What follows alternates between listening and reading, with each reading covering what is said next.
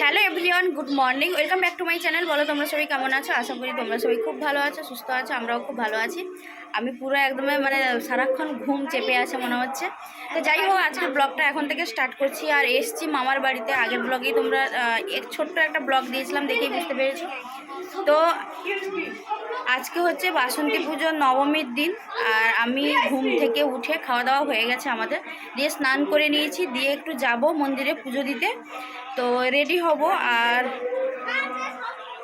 এত চিৎকার হচ্ছে না, আর চারদিকটা তো মাইকের আওয়াজ, তারপরে বাড়িতে আবার টিভি চলছে, সব কিছু আবার ফ্যানের আওয়াজ, সব কিছুর মধ্যেই ব্লগটা স্টার্ট করলাম।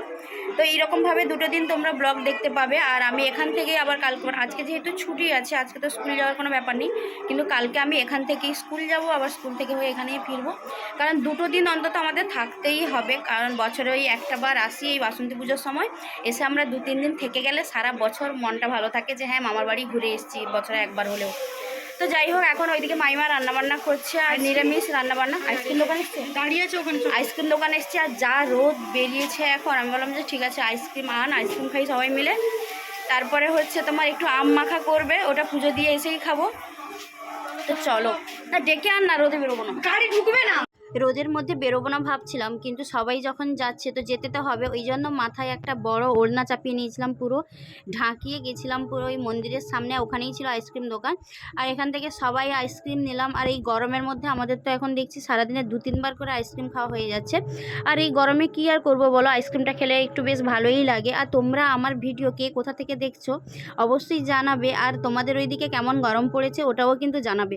তো যাই হোক, তারপরে আমরা এখান থেকে আইসক্রিম নিলাম, নিয়ে এখন বাড়ির দিকে যাব। তারপর একটু রেডি হয়ে মন্দিরে আসব। আর এদিকে মন্দিরে দেখি পুজো চলছে, এখন অঞ্জলি তো শুরু হয়নি, এমনি পুজোই চলছে। তো তারপরে দেখো এখন বাড়ি ফিরছি আইসক্রিম খেতে খেতে। আর ওইখানে কিছুক্ষণ জন্য ওয়েট করছিলাম। তারপরে এদিকে মামাও এলো, মামা ওই টুকটাক বাজার করে নিয়ে এসছে। তারপরে তোমার এই যে পুজো দেবো, মামাকে বলেছিলাম একটু মাখা সন্দেশ আনতে। তো এই মিষ্টি পুজো দেওয়ার জন্য যা যা লাগবে ওইগুলো একটু টুকটাক এনেছিল। আর কি বলতো, প্রতি বছর না আমাদের মামার বাড়ি থেকে বড় করে পুজো দেওয়া হয়, এখানে ভোগ টোক দেওয়া হয়। আর এই বছর যেহেতু মা মাসি কেউ আসেনি, আমরা এসেছি, তো সেইভাবে পুজো দেওয়া হয়নি। আর আমরা এমনি ওই মাখা সন্দেশ এনে পুজো দিয়ে দিয়েছিলাম। এইমাত্র রেডি হলাম, নর্মাল একটা শাড়ি পরে নিয়েছি। এই শাড়িটা নিয়ে এসেছি কালকে স্কুল যাব বলে, যে ভাবলাম এই শাড়িটা পরেই পুজোটা দিই। আর অঞ্জলি দিব না, শুধু গিয়ে পুজোটা দিয়ে আসবো, একটু ঠাকুর প্রণাম করে আসবো। তো আমি, সুমি আর চিকু যাচ্ছি, আর খুশি আর সীমা আসছে এরপরে। ওই পেঁপে পড়েছে এখানে একটা পাকা। তো চলো এখন মন্দিরে যাই। আমার হাতে না আরও একটা কিছু ছিল মনে হয়, টাকা ছিল, আমাকে দিয়েছে। আর যা গরম, পুরো ঘেমে অবস্থা খারাপ হয়ে যাচ্ছে। কয়েকদিন যা গরম পড়েছিল, তাও তো বাড়িতে ছিলাম, সেই রকমটা মনে হচ্ছিল না। কিন্তু গ্রামের দিকে তো সারাদিন এত রোদ, আর তার মধ্যে এত গরম। ক্যামেরাতে কতটা বুঝতে পারছো জানি না, কিন্তু না প্রচণ্ডভাবে ঘেমে গেছিলাম, মুখটুক পুরো একদম ঘামে ঝরে ঝরে পড়ছিল, এরকম একটা ব্যাপার। তারপরে মন্দিরে এসে দেখি এখনও অঞ্জলি শুরু হয়নি, আর সবাই বসে গেছে, অনেকটা ভিড় ছিল। আর আমরা যেহেতু অঞ্জলি দিব না, তো শুধু পুজোটাই দিব। আর ভিড় দেখি, আর এত গরম ছিল, আর এত রোদের তাপ ছিল। তো আমরা এখন বাড়ি চলে যাব ওই যা নিয়ে এসেছিলাম ওইগুলো রেখে। আর এদিকে সীমাকে দেখো, একটা নতুন জামা পরেছে, যেই জামাটা আমি ওই কয়েকদিন আগে যে সুদীপের দোকান থেকে এনেছিলাম ওদের জন্য নিয়ে এসেছিলাম। আর প্রতি বছর যখন আসি, যেহেতু আমার ভাই বোনেরা ছোটো, তো ওদের জন্য আমি ওই জামা বা টি শার্ট এইরকম আনি। তো এইবার সীমার জন্য আমি এই জামাটা এনেছিলাম। তো জামাটা কেমন হয়েছে তোমরা অবশ্যই কমেন্ট করে জানাবে, আর ওকে কেমন লাগছে এটাও কিন্তু জানাবে। আর গ্রামের দিকে গরম হলে কি বলো তো, চারদিকে এই গাছপালাগুলো আছে বলে একটু হাওয়াও মাঝে মাঝে হচ্ছে। তো ওই জন্য না একটু বাড়ির বাইরে অনেকটা সময় বসে কাটিয়েছিলাম। তারপরে বাড়ি গিয়ে এখন একটু আম মাখা খাবো। আর অলরেডি এদিকে আমগুলো ছোটো ছোটো করে কেটে এখন লবণ আর তোমার ওই লঙ্কা দিয়ে রোদে দিয়ে দিয়েছিল। তারপরে খেতে এত ভালো ছিল, আমি যে এখন ভিডিও এডিট করছি না, এখন দেখে জিভে জল আসছে।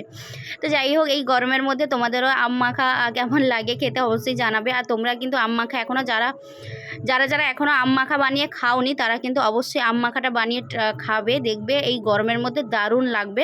আম মাখাটা এত ভালো খেতে ছিল, আর এদের মধ্যে একটু চিনিও দিয়েছিল, একটু টক ঝাল মিষ্টি সব কিছু একদম মেশানো।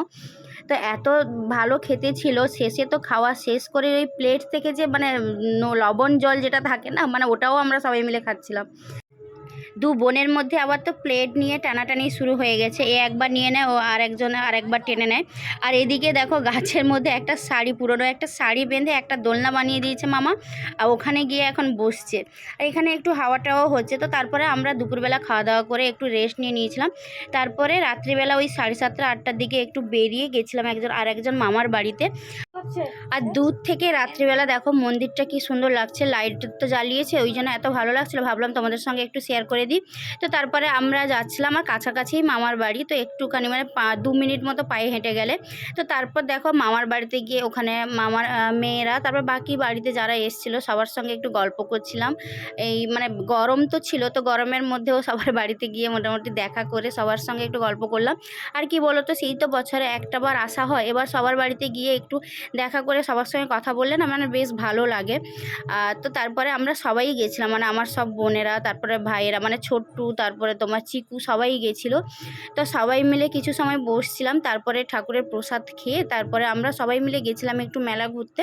তো চলো, তো তারপরে আমরা সবাই ওই ঠাকুরের প্রসাদ খাবো বলে সবাই মিলে বসে গেছিলাম নিচে। তো তারপরে দেখো এদিকে অনেক কিছুই ছিল, নারকেলের সন্দেশ ছিল, তারপরে মালপোয়া ছিল, তারপরে তোমার ওই ফ্রাইড রাইস, তারপরে ওই তরকারি, তারপরে এমনি সাদা ভাত ডাল যেমন হয়, তারপর তোমার ছিল যেটা ওই শুক্তো, তারপর তোমার এঁচোড়ের তরকারি, আর তারপর শেষে ছিল তোমার চাটনি আর পায়েসটা মানে প্রত্যেকটা রান্নাই তো খুব ভালো হয়েছে, পায়েসটা কিন্তু অসাধারণ ছিল, আমার দারুণ খেতে ছিল। তো তারপরে আমরা সবাই মিলে এসেছিলাম মন্দিরে, আগে খাওয়া দাওয়া মানে ঠাকুরের প্রসাদ খাওয়া হয়ে গেছে, তারপরেই আমরা মন্দিরে এসেছিলাম। এসে সবাই মিলে এখানে প্রণাম করে অনেকটা সময় কাটিয়েছি। আর একদিকে দেখো ওই দিকটা ঠাকুরের প্রসাদ মানে এমনি সবার জন্য, এদিকে তোমার ওই লুচি, তারপরে তোমার একটা তরকারি, তারপরে ওই মিষ্টি, ওইটা সবার জন্য ছিল, মানে যারা ঠাকুর দেখতে আসছে সবাইকে দিচ্ছিল এটা। সবাই আমরা প্রণাম করে নিয়েছিলাম। আর প্রতি বছর না বাবা মা তো আসে, বাবা মা থাকলে এই সন্ধ্যাবেলা এসে প্রণাম করা, বাবা সমস্তটা হিন্টস দেয় কী করবো না করবো সবটাই। এবছর বাবা মা মাসি কেউই আসেনি, তো ওইটা ভেবে একটু খারাপ লাগছিল, মানে ভালো লাগছিল না। তো তারপরে দেখো এইদিকে প্রতিমাটা কত সুন্দর হয়েছে। আর আমি ছোটোবেলা থেকেই দেখে আসছি এখানকার প্রতিমা না সবসময় মানে প্রতি বছর একই রকমই হয়। আর আগে যেটা হতো এখানে বড় করে প্যান্ডেল করে পুজো হতো, কিন্তু এখন ওইটা মানে পার্মানেন্টভাবে মন্দির করে নিয়েছে, তো এই মন্দিরেই পুজো হয়। এখানে কিন্তু শিবলিঙ্গও আছে, শিব পুজোও হয়। তো যাই হোক, এখন আমরা এখানে যে ওই সকালবেলা পুজো দিয়েছিলাম ওই যেটা মিষ্টি, তো ওটা এখন নিয়ে বাড়ি ফিরবো। আর আজকের ব্লগটা এখানে এন্ড করলাম, কারণ প্রচণ্ড গরম, মুখ চোখের অবস্থা দেখেই বুঝতে পারছো কেমন একটা চোখ মুখ যেমন কেমন একটা ফুলে ফুলে আছে।